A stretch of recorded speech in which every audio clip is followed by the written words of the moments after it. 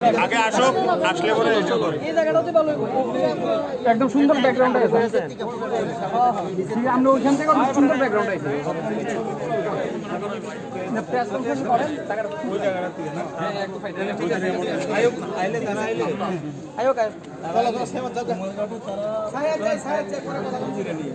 আরে আচ্ছা সুমন ভাই সুমন ভাই একসাথে দিই কত পয়সা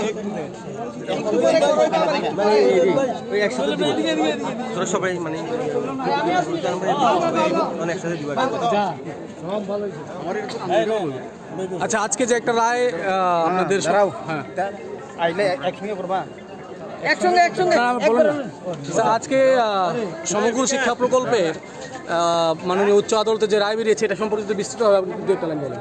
আমি অ্যাকচুয়ালি সংক্ষেপেই বলি আপাতত, কারণ জাজমেন্টের কপিটা আমাদের এখনো হাতে আসেনি। আপাতত যেটা মাননীয় চিফ জাস্টিস মানে ডিকটেশন দিয়েছেন এক্ষুনি, সেটা হচ্ছে এই রায়টা আমাদের সর্বশিক্ষার যারা টিচার দীর্ঘদিন ধরে লড়াই করছেন এই চাকরির রেগুলারাইজেশন নিয়ে, তাদের পক্ষেই গেছে। এবং এই রায়ে বলেছেন যে 2001 নোটিফিকেশন মোতাবেক 2001 থেকে 29 জুলাই 2011 পর্যন্ত যারা যারা রিক্রুট হয়েছেন এবং 2001 নোটিফিকেশন মোতাবেক যাদের যাদের রিকুইজিট কোয়ালিফিকেশানগুলো আছে অ্যাজ পার অ্যামেন্ডমেন্ট, তাদের সকলকে রেগুলারাইজেশন করার জন্য অর্ডার দিয়েছেন। এবং পাশাপাশি বলেছেন তাদেরকে ট্যাট দেওয়ার জন্য যাতে ইনসিস্ট না করে, তারা উইদাউট ট্যাটই যাতে ওদেরকে রেগুলারাইজ করা হয়, সেটার জন্য একটা নির্দিষ্ট সময় বেঁধে দিয়েছেন। ওই নির্দিষ্ট সময়ের মধ্যেই স্টেট গভর্নমেন্টকে এগুলো প্রক্রিয়াগুলো করতে হবে। এবং পাশাপাশি এটাও বলেছেন যে এটা তাদের একটা কমিটি করে স্টেট গভর্নমেন্ট যাতে ওইগুলো স্ক্রুটিনি করে কারা কারা কবে অ্যাপয়েন্টমেন্ট পেয়েছেন, তাদের কি রিকুইজিট কোয়ালিফিকেশানগুলো কবে কবে আছে, এগুলো সবগুলো যাতে দেখে প্রক্রিয়াটা যাতে দ্রুত সমাধান করে।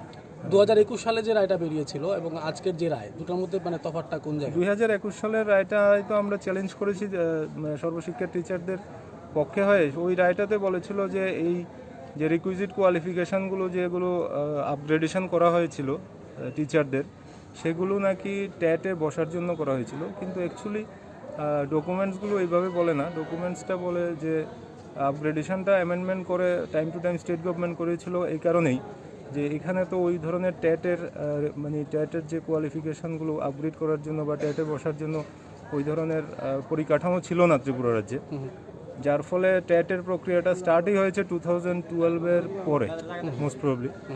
তো সুতরাং এটাকে যাতে অ্যামেন্ডমেন্ট করে, যাতে প্রত্যেকটা রাজ্য সরকারই MHRDর কাছে রিকোয়েস্ট করেছিল যে স্টেটের যেহেতু পরিকাঠামো নেই এখন, আপাতত যেগুলো টিচারগুলো আছে ওদেরকে আপগ্রেড করানো হোক, ওইটার জন্য সময়টা বাড়ানোর জন্য। তখন সেটা 2019 পর্যন্ত অ্যামেন্ডমেন্ট করে করে এক্সটেনশন করা হয়েছে তাদের এডুকেশনাল কোয়ালিফিকেশান এবং প্রফেশনাল কোয়ালিফিকেশানগুলো আপগ্রেড করানোর জন্য। অ্যাকর্ডিংলি আমরা যারা টিচার আছে সর্বশিক্ষাতে, ওরা ওদের এডুকেশনাল কোয়ালিফিকেশান এবং প্রফেশনাল কোয়ালিফিকেশান আপগ্রেড করেছে। এবং সেটা মাননীয় আদালত chief justice division bench Tripura high court সেটা অ্যাকসেপ্ট করেছেন এবং একটা নির্দিষ্ট সময়ের মধ্যে তাদেরকে রেগুলার করার জন্য একটা ডাইরেকশন দিয়েছেন স্টেট গভর্নমেন্টকে।